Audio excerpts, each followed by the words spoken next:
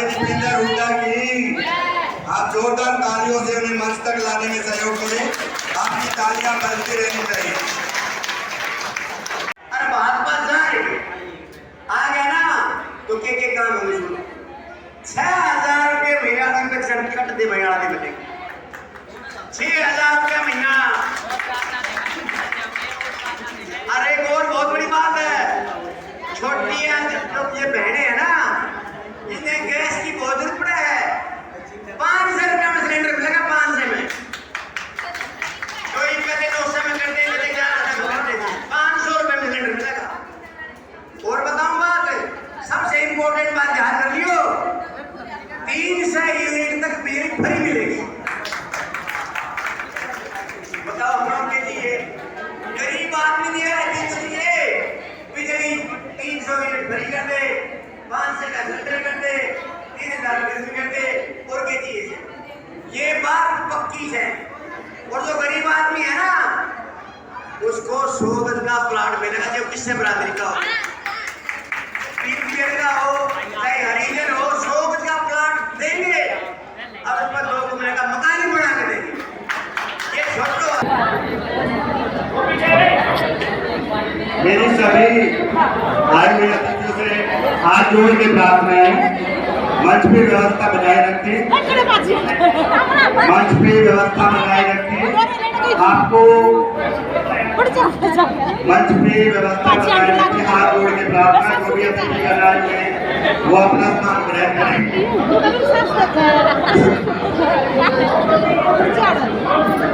सभी जो अतिरिक्त हमारे साथी खड़े हैं मंच पे, कृपया नीचे अपना स्थान ग्रहण करें। कि राष्ट्र पटल पर एक ऐसी युवा अनोखी शख्सियत, एक ऐसे अनोखे हस्ताक्षर जिन्होंने हाल समय में अपने सौम्य व्यवहार से, भाईचारे से, एक दूसरे के प्रति आत्मीयता के भाव से लोगों के हृदय में जो पहचान बनाई है, मैं कहना चाहता हूं कि ये पहचान सदियों तक अमिट रहेगी। ऐसे हमारे भाई दीपेंद्र जी हुड्डा है। मैं इनको ये 4 पंक्तियां समर्पित करते हुए ये मंच देना चाहूंगा कि सबके अंधेरे को खंगालो तो कोई बात बने, सबके अंधेरे को कोई खंगालो तो कोई बात बने, एक नया सूर्य निकालो तो कोई बात बने। वक्त के साँचे में सबको ढलना आता है, वक्त को अपने साँचे में ढालो तो कोई बात बने। ऐसे अनूठे हस्ताक्षर है हमारे भाई दीपेंद्र जी, जिन्होंने वक्त को अपने साँचे में डाला है और हरियाणा के युवाओं के, बच्चों के, बुजुर्गों के, सबके दिलों में एक अमिट छाप बनाई है। मैं बड़े आपको याद होगा, अगर हम 2004 से पहले की याद करें तो 2004 से पहले हम झज्जर को याद करें तो झज्जर में ना तो रेल की लाइन थी, ना कोई नेशनल हाईवे था, ना सड़कें झज्जर की कनेक्टिविटी में थी, ना पीने के पानी की भी यहाँ पे अपनी समस्या थी। ना पानी था, ना रेल थी, ना नेशनल हाईवे थे, ना 4 लेन नेशनल हाईवे थे, 4 लेन छोड़ो, सिंगल लेन भी जो हाईवे जो भी सड़कें थी। आप याद करें कि यहाँ से बादली जाते हुए उस समय कैसी सड़क हुआ करती है, रोहतक जाते हुए कैसी सड़क हुआ करती, दादरी जाते हुए कैसी सड़क हुआ करती, स्थिति ये थी। ये सारा काम ये मैं झज्जर शहर की कह रहा हूँ। और पूरे जिले की हम बात करें, ना तो कहीं थर्मल के कारखाने थे, ना कहीं मेट्रो की लाइन थी, ना कहीं एमईटी था रिलायंस का। ये अपना इलाका दिल्ली के नज़दीक होने के बावजूद विकास के मामले में पिछड़ा हुआ था।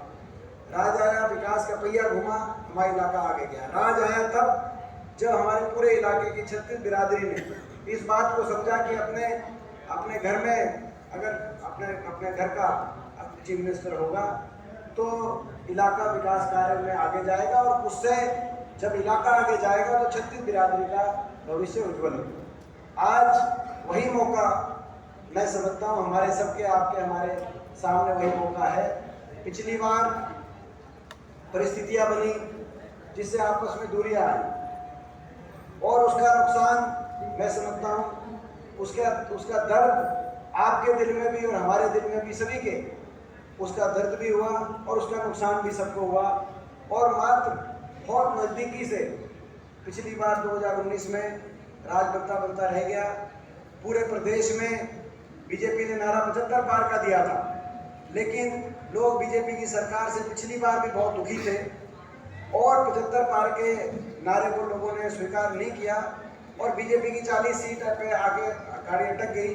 मगर इस बीच में एक दुष्यंत चौटाला ने नारा दिया, अब की बार जमना पार बीजेपी को करो। बीजेपी खिलाफ वोट लेके फिर बाद में बीजेपी की सरकार बना दी और जो है गठबंधन की सरकार बनी। बीजेपी की पूरी सरकार पिछली बार भी नहीं बनी थी और बहुत फर्क कांग्रेस में बीजेपी में नहीं, मात्र 3900 वोटों का फर्क। कांग्रेस पार्टी की पिछली बार 3900 वोट अगर ज़्यादा आती तो 3900 वोट तो कांग्रेस की 36 सीट आती है और बीजेपी की 35 सीट आती है। पिछली बार ही सरकार बदल जाती है। लेकिन इस बार मैं ये विश्वास दिला सकता हूँ आपको, मैं हरियाणा के कोने कोने में जा रहा हूँ, कहीं कोई जेजेपी का कोई अस्तित्व नहीं बचा, कहीं कोई जो है बाकी किसी और कोई खट्टर सरकार की अलोकप्रियता, जिस सरकार ने हरियाणा को देश में सबसे ज़्यादा बेरोजगारी देने का काम जिस सरकार में हुआ हो, सबसे ज़्यादा बेरोजगारी आज हमारे प्रदेश में है, महंगाई, हर घर का बजट बिगाड़ने का काम जिस सरकार में हुआ हो, नौजवानों को कहीं कोई नशे की तरफ, कोई अपराध की तरफ, कोई डिप्रेशन की तरफ, बेरोजगारी की ऐसी व्यवस्था जिसने दी हो, भ्रष्टाचार की भेंट चढ़ा दिया हो। हरियाणा के कोने कोने में कहीं भी आप चले जाओ तो हर कोने से एक ही आवाज़ आ रही है कि बीजेपी जेजेपी की एक खट्टर सरकार जारी है और हुड्डा साहब के नेतृत्व में कांग्रेस सरकार आ रही है। चारों तरफ आप जाके देखो, जींद में आप जाके देखो, हिसार में, जहाँ सारी सीट जेजेपी की आई थी सारी सीट कांग्रेस की आई। सरकार पूरा प्रदेश आपकी तरफ देख रहा है और ये मौका है। बड़ी मुश्किल से राज अपने 40 साल हरियाणा बना पंडित भगवत दयाल शर्मा जी के रूप में हमारे इलाके के 40 साल के बाद वो जब चला गया, उनका राज ज़्यादा लंबा नहीं चला था। जब उनके राव वीरेंद्र सिंह जी और भगवत दयाल शर्मा जी का राज गया, उसके बाद हमारे इलाके में बड़े लंबे समय बाद मौका मिला, राज आया, इलाका ऊपर उठा। अब ये जल्दी वापस आपके आने का जो है मौका है, मगर ये मौका तब सफल होगा जब हम छत्तीस बिरादरी एक दूसरे के साथ मिलकर, जब घर मजबूत होगा, तभी मैं समझता हूँ कि तो भाई मैं यही कहना चाहता हूँ, ये मौका है, हमारे भविष्य के लिए मौका है, हमारी अगली पीढ़ी के लिए मौका है। आप मुझे जानते हो, मैं आपको जानता हूँ, आपको पता है, क्योंकि एक चीज़ सबसे बड़ी चीज़ होती है कौन कैसा इंसान है, किसमें कितनी इंसानियत है। आप मेरी इंसानियत को जानते हो और मैं आपकी इंसानियत को जानता हूँ और हमारे बीच में और कोई बाकी कोई बात, मैं आपका हूँ, मुझे पता है कि मैं आपका हूँ और आप मेरे हो, मुझे ये पता है, मुझे विश्वास है और सरकार बनेगी जब मुझे पूरा विश्वास है, आपका आशीर्वाद मिलेगा, आने वाला मिलेगा कि नहीं मिलेगा, एक बार हाथ खड़ा करके आप बताओ कि आपका आशीर्वाद। और आपका आशीर्वाद खाली नहीं जाएगा, रंग लेके आएगा, परिवर्तन हरियाणा में लेके आएगा और मेरी तरफ से भाई जो है कोई कसर बाकी नहीं रहेगी आपके मान सम्मान में, आपके काम में, अपने इलाके के विकास में, अपने इलाके को आगे लेके जाने में, अपने इलाके को आगे लेके जाने में, अपने इलाके आपके सबके मान सम्मान में। 10 साल आपने देखा सबका मैं मान सम्मान करके चलने का मैंने प्रयत्न किया। आज विकास का पहिया रुक गया है, मेट्रो बहादुरगढ़ में रुकी खड़ी है, कोई एम्स का जो हमारा अस्पताल था, 11 संस्थाएं आनी थी पाठशाला के अंदर, एक कोई नई ईंट वहाँ पे लगी नहीं। जो यहाँ पे हमारी बिजली शहर हम बनाने की कल्पना करते थे झाड़ली में, जो पावर प्लांट उस समय लग गए, उसके बाद एक छोटा सा कमरा भी इस सरकार में कोई नया औद्योगिक केंद्र बनने का कार्य नहीं हुआ। विकास कार्य रुके हुए हैं। बहुत संभावना थी विकास की जो रफ्तार है वो विकास की रफ्तार पकड़ी जाएगी और हरियाणा के अंदर हम संकल्प हमने लिया है कि केवल अपना इलाका ही नहीं, हरियाणा जो विकास की पटरी से उतर गया है, कांग्रेस पार्टी की सरकार बनने के बाद हरियाणा को विकास में दोबारा से देश में आगे लेके जाने के लिए कदम उठाएंगे।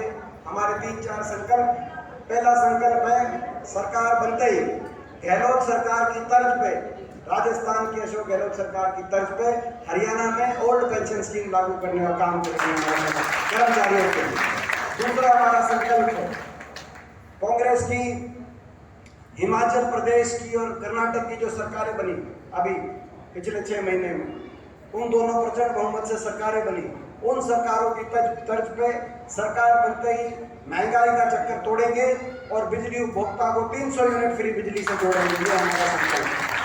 हमारा तीसरा संकल्प है कि जो इन्होंने धोखा दिया दुष्यंत चौटाला ने और जो है बीजेपी ने कि 5100 पे बुढ़ापा पेंशन पे समझौता, लेकिन ना 5100 बुढ़ापा पेंशन आई, ना वो समझौता तो भ्रष्टाचार की छूट का समझौता था आपके सामने, 5100 बुढ़ापा पेंशन किसी को मिली नहीं। इस आधार पे गठबंधन हुआ था बीजेपी का जेजेपी का, लेकिन 4.5 साल बीत गए।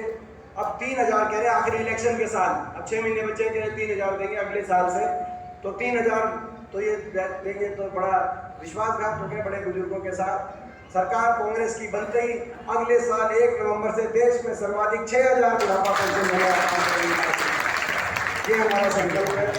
और हमारा संकल्प है कि जो आज महंगाई में 400 रुपए में सिलेंडर होता था, 400 रुपए सिलेंडर में 400 रुपए में सिलेंडर था, वो सिलेंडर आज बढ़कर 1000 और 1100 रुपए तक पहुंचने का काम, महंगाई ने कमर तोड़ महंगाई, कई बिजली का बिल, कई सिलेंडर, आज कमर तोड़ महंगाई। और इसीलिए हमारा संकल्प है राजस्थान की अशोक गहलोत सरकार की तर्ज पे 500 रुपए में सिलेंडर हरियाणा में देने की कोशिश है।